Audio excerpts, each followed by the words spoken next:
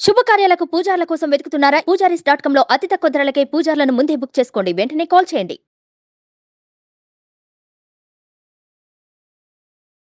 నమస్తే, welcome to Suman TV. నేను మీ యామ్ని.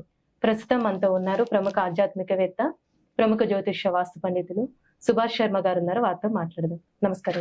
శ్రీమాత్రే నమః. గురుగారు, మనకి ప్రతి నెల సంకష్టహర చతుర్థి అనేది వస్తూ ఉంటుంది కదండి, కానీ ఈ నెల మనకి అసలు 30-31 కదండి మనకున్నది. అసలు తప్పకుండా తెలియజేస్తాము. ముందుగా ప్రేక్షకులందరికీ శ్రీమాత్రే నమః, శ్రీ గురుభ్యో నమః. నమో దేవ్యై మహాదేవ్యై శివాయై సత్తం నమః. నమ ప్రకృత్యై భద్రాయై నిహతాం ప్రణతాస్మిత. సంకష్టహర చతుర్థి అనేటటువంటిది చంద్రుడు ఉన్నటువంటి సమయాన్ని సూచనగా చూసుకొని ఈ సంకష్టహర చతుర్థిని నిర్ణయం చేయడం జరుగుతుంది. మనకు అన్ని తిథులు సూర్యోదయానికి ప్రధానంగా చూసుకోవడం ఉండదు. కొన్ని చంద్రోదయానికి కూడా, అంటే చంద్రుడికి సంబంధించినటువంటి తిథివార నక్షత్రాలు చంద్రోదయానికి చూసుకుంటాము. అలాగే సూర్యోదయానికి చూసుకోవాల్సినటువంటి తిథివార నక్షత్రాలు సూర్యోదయానికి చూసుకుంటాం. ఉదాహరణకు పండుగలు ఉన్నాయి, వ్రతములు ఉన్నాయి, పూజలు ఉన్నాయి, ఉపవాసాలు ఉన్నాయి. ఇవన్నిటిని కూడా ఏం చేస్తామంటే సూర్యోదయానికి తిథి ప్రకారం చూసుకుంటాం. అంటే సూర్యోదయానికి ఏ తిథి ఉంటే ఆ తిథి ప్రకారంగా మనం ఉపవాసం ఉండడం కానీ, లేదు అనంటే గనక వ్రతాలు చేసుకోవడం కానీ, పూజాది క్రతువులు చేసుకోవడం కానీ, మనకున్నటువంటి ప్రత్యేకమైనటువంటి ఈ పండుగలు చేసుకోవడం కానీ, ఇవన్నీ కూడా ఈ సూర్యోదయానికే చేసుకోవడం ప్రాధాన్యము. అలాగే చంద్రోదయానికి ఏంటి ప్రాధాన్యము అంటే పౌర్ణమి తిథి కానివ్వండి, ఈ సంకష్టహర చతుర్థి కానివ్వండి, అలాగే ఈ దత్త పౌర్ణిమలు కానివ్వండి, కొన్ని పౌర్ణిమలు ప్రధానంగా వచ్చేటటువంటి విషయాలు ఉంటాయి. మాఘ పౌర్ణిమ, కార్తీక పౌర్ణిమ, ఇలాంటి కొన్ని ప్రత్యేకమైనటువంటి పౌర్ణిమలు ఈ చంద్రోదయానికి చూసుకోవడం. అలాగే సంకష్టహర చతుర్థి కూడా చంద్రోదయానికి మాత్రమే సూచన చేసుకోవాలి. లేదు అంటే ఇప్పుడు ఉదాహరణకు మీరు అన్నట్టుగా 30వ తారీఖు తదియ వెళ్ళిపోయి చెవితి ప్రారంభం అవుతుంది. ఎప్పుడు ఉదయం 8:16 తదియ వెళ్ళిపోతుంది. దాని తర్వాత తదుపరి చెవితి వస్తుంది. ఈ చెవితి ఎన్ని గంటల వరకు ఉంటుంది? తెల్లవారితే 31వ తారీఖు అని అంటే 9:16 వరకు మాత్రమే ఉంటుంది. అంటే నీకు ఉదయకాలం పూటనే ఈ చెవితి ఉంటుంది కానీ చంద్రుడు కనిపించడు కదా. వీళ్ళు సంకష్టహర చతుర్థికి ఏంటి, చంద్ర దర్శనం అయితేనే వీళ్ళు ఉపవాసం వదలడానికి అధికారం వస్తుంది. నీకు చంద్రోదయము వేళ ఉన్నటువంటి సమయము 30వ తారీఖు రోజు రాత్రి సమయంలో, అంటే పూర్తిగా రాత్రి నిండు పౌర్ణమి ఎప్పుడు అని అంటే గనక మనకు 30వ తారీఖే నిర్ణయించడం జరిగింది. అంటే శనివారమే నిర్ణయించడం జరిగింది. 31వ తారీఖు మనకు చంద్రోదయానికి చెవితి ఉండదు, పంచమి వస్తుంది.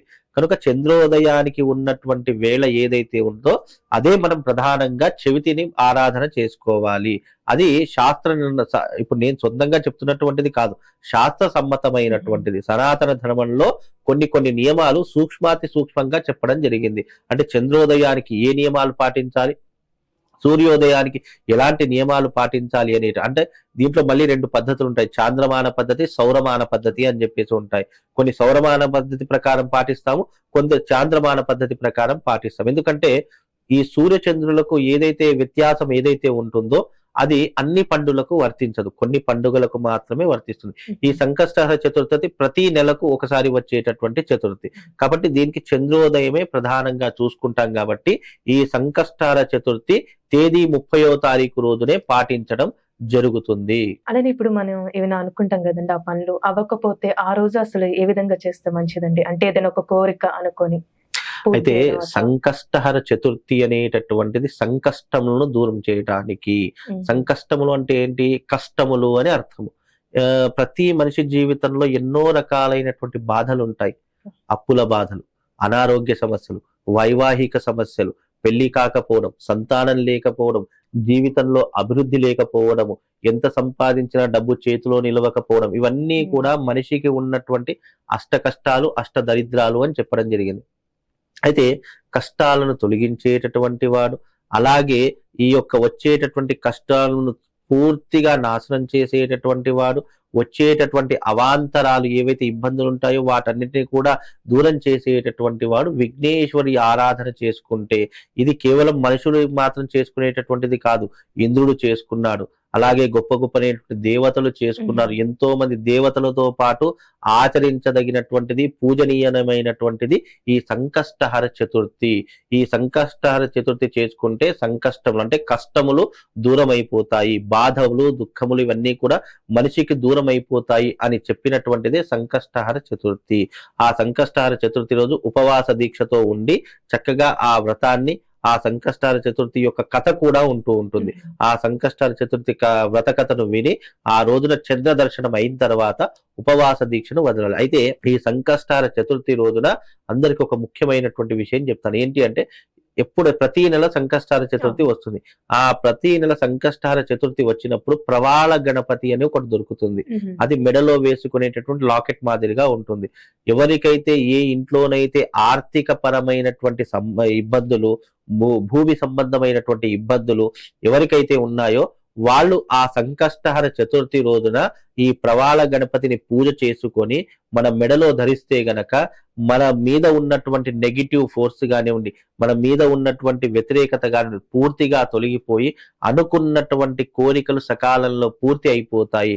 అందుకే ఈ సంకష్టహర చతుర్థి రోజు ప్రవాళ గణపతిని మెడలో అంటే ప్రవాళ గణపతి పూజించి మెడలో ధరించడం ద్వారా అనుకున్నటువంటి పనులతో పాటు గణపతి యొక్క సంపూర్ణమైనటువంటి అనుగ్రహము మనకు కలుగుతుంది. కాబట్టి ఈ సంకష్టహర చతుర్థిలో ప్రవాళ గణపతిని పూజించి మీ మెడలో వేసుకోండి, అద్భుతమైనటువంటి ఫలితాలు మీకు కలుగుతాయి. గురుగారు, ఇప్పుడు గణపతి ఆరాధన అనేది ఉదయం చేయాలా లేకపోతే సాయంత్రం చేయాలండి?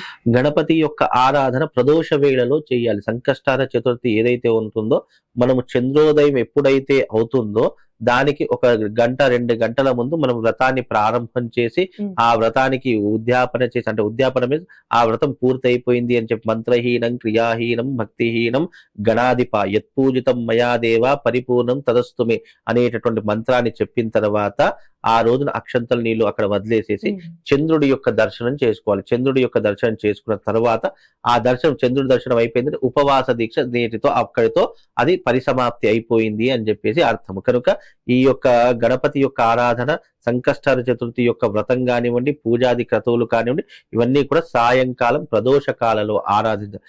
ఏ పూజ అయినా ప్రదోష సమయం అనేటటువంటిది చాలా విశేషమైన, ఉదయ కాలము కన్నా ప్రదోష సమయము అత్యంత శక్తివంతమైనటువంటిది. దేవతలు భూలోకంలో సంచరించేటటువంటి ఒక అద్భుతమైనటువంటి సమయం ప్రదోష కాలం.